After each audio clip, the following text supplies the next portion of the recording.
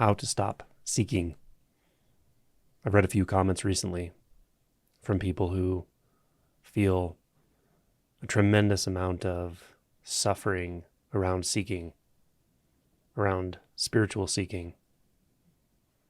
How do you stop this? How do you navigate the spiritual process when the mind is constantly seeking? Well, first of all, I empathize. This can be really challenging. It can be disorienting, confusing, because the story our mind tells us is everything is accomplished through thought. Everything is accomplished through wanting. This is the story we've heard from the thoughts for as long as we can remember. How can I make something happen if I don't think about it, if I don't try, if I don't plan for it? How can I force it to happen? And then, of course, we hear a speaker say, you can't force this. It's already the case. You can't discover it. So seeking is essentially useless. And something in you resonates with that. At the same time, it's very frustrating because the only thing you know is seeking. So how to navigate this, how to put it together? Well, I can give one simple answer that is accurate, but it may not be deeply satisfying in the immediate. And that is to recognize that nothing is ever really accomplished by wanting it. I know that's a controversial statement in some circles, but thinking about what's not happening right now, imagining a future, imagining getting what you want, while on the surface or from the point of view of the thoughts, it's logically consistent. It's internally consistent. And it seems like the world works that way. Why? Because the world we perceive is also a function of thought. So this belief system is internally consistent. And it may have some value in some areas of life. But when we talk about this endeavor specifically, what we're doing is we're challenging the most fundamental beliefs we have. And the most fundamental belief we have is that all of this seeking, wanting, desire, longing, frustration, suffering, struggle, that it's about me. It can be hard to look directly at this, but if you were able to look directly at this and see what would happen if you let go of that me, you would see those concerns would just evaporate. Because you're not concerned about those concerns about someone 3,000 miles away from you. You're not worried about what Joe in Milwaukee seeks, desires, feels frustrated about. You don't think about that. You don't concern yourself with that. It doesn't cause suffering, which is true of almost everyone else in the world. Perhaps people who are close to you, you empathically suffer for them.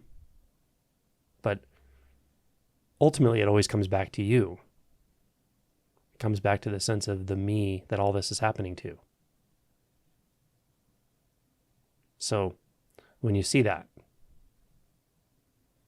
and then you recognize, or maybe, hopefully, resonate with the statement that this process is about investigating the nature of identity itself,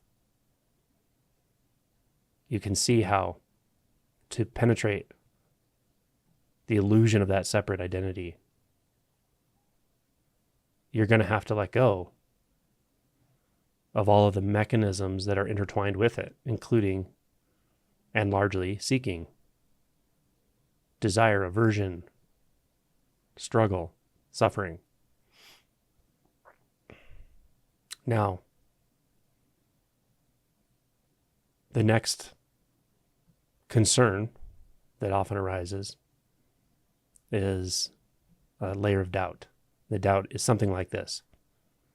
Well, I understand that this suffering, this seeking is not me, but how do I stop it? Or, more importantly, if it's happening, does it prevent awakening? Does it prevent the shift? Does it prevent penetrating that identity structure? And the really good news here is it doesn't. It doesn't do a damn thing. It doesn't prevent anything any more than it causes anything.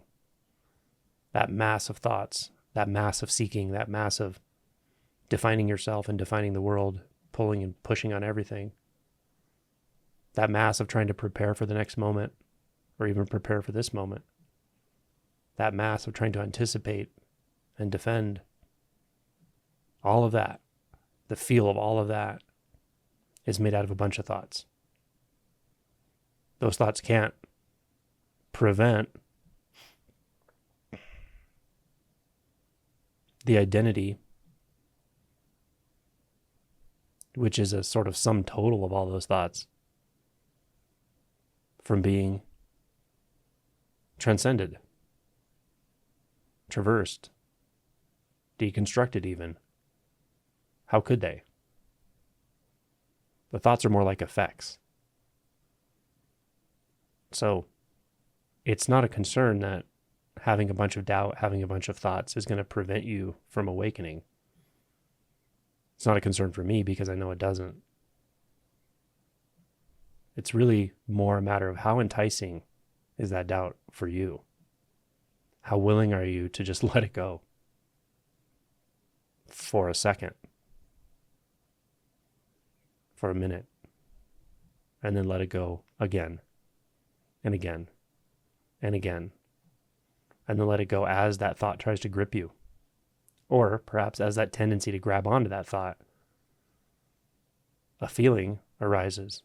How willing are you to let go of it, to not grasp, to not go there?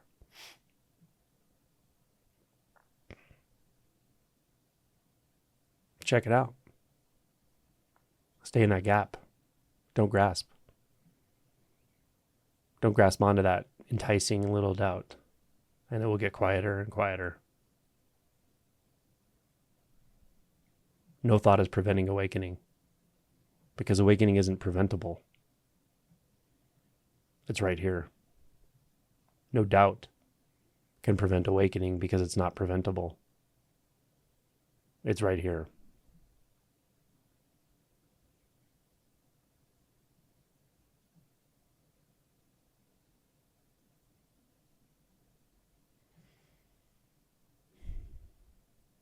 No mass of beliefs about your past, your struggles, your spiritual narrative can prevent awakening. It can't do it.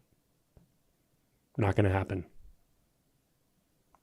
So am I invalidating the story of the spiritual seeker who can't get it? Yes. But I'm doing it with heart because I know what's there when you finally let go of that story.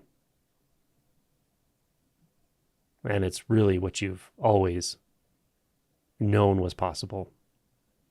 It's what you've always wanted, always desired, but in a way, you desired it the wrong way by believing thought. Or you sought it, or essentially believed it wasn't already here. So got into this transfixed habit of believing thought after thought, doubt after doubt, trying to find it. But it really is already here. So while I empathize with that frustration, I can't give it validation. I can't feed it in good conscience. All I can do is point and tell you it is here. But don't just believe that. That's not going to do you any good. And I see that happening on occasion. Someone will say, oh, well, it's already here. Buddha nature's already here. So this stuff's all nonsense. There's no point in listening to it or talking about it or practicing or That's just cynicism. Just another layer of thought. That's actually ignoring the fact that the underlying layer of thought is a lot of seeking, a lot of desire. Just pretending it's not there. That doesn't help. It's better to acknowledge the desire, to acknowledge the longing, to acknowledge the frustration with seeking. And then let the message land that that seeking is only a collection of thoughts and beliefs.